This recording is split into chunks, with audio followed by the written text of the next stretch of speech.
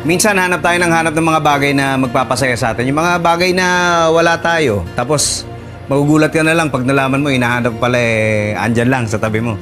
Naghihintay lang na mapansin. Maganda rin minsan na bago ka tumingin sa malayo, pansinin mo muna yung nasa paligid mo.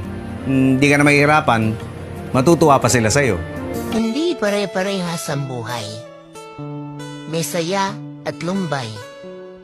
Kaya kailangan palagi kang matibay para malagpasan mo ang hamon ng buhay. Kung wala pang nagsabi nito sa'yo ngayon, gusto ko lang ipaalala sa'yo na pakonti-konti, nagkakaroon ka na ng progress sa bawat araw na gumigising ka. Sobrang nakaka-inspire ka dahil kahit sobrang bigat at sobrang hirap ng mga pinagdaraanan mo ngayon at kahit sobrang dami mong sakit na nararamdaman, emotionally at physically, mas pinipili mo pa rin na bumangon at ipaglaban ang pangarap mo na gusto mong maabot.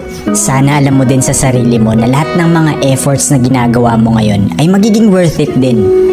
Hindi lang para sa'yo, kundi pati na rin sa mga taong mahal mo. Tandaan mo parati na step by step nakakarating ka na sa buhay na gusto mong marating. Kahit na alam ko minsan, nakakalungkot at nakaka-frustrate din. Lahat tayo may mga bagay na gusto natin pero hindi natin nakukuha. At minsan, hindi natin maiwasan na sumama yung loob natin pag nangyayari yun.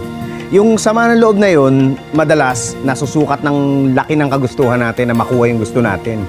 Mas gusto, pag hindi natin nakuha, mas sumasama yung loob natin.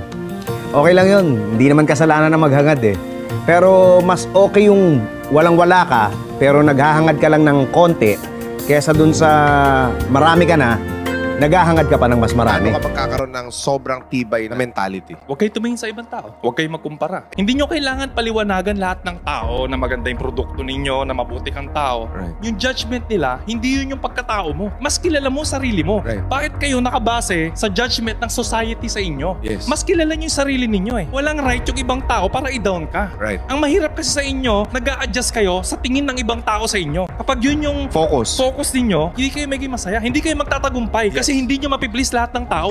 Paano mo nga ba makukuha yung balanse ng buhay? Yung hindi sobra, hindi kulang. Sabi nila, hindi raw talaga mahanap yun Dapat daw ikaw mismo ang gumawa. Maging mabait ka pero huwag kang magpapaabuso. Magtiwala ka pero huwag kang